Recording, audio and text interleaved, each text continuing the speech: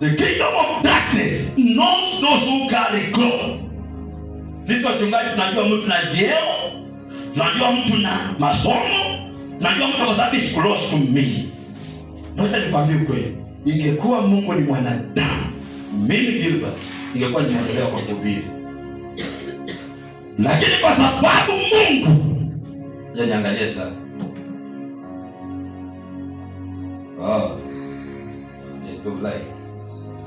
Na kwa sababu Mungu si mwanadamu,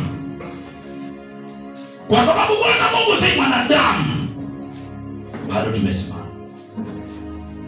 Unanisikiliza? Siwe ni kujenga ndoa yako will take power. Kujenga ndoa yako itachukua nguvu, kujipenda kwa Mungu. Wewe ni mzee, kukuwa mzazi mwema, baba mwema kwa nyumba itachukua nguvu ya Bwana.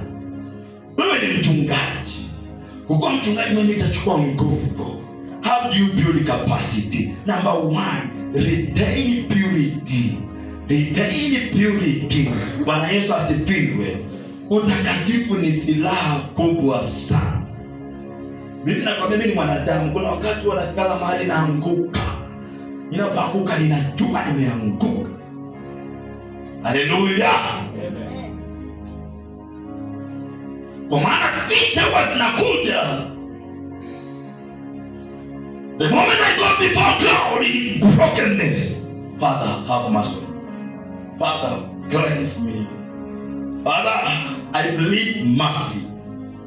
Roho Mtakatifu anashuka na msikia kama wingu la moto. Kwa mwili anajaa.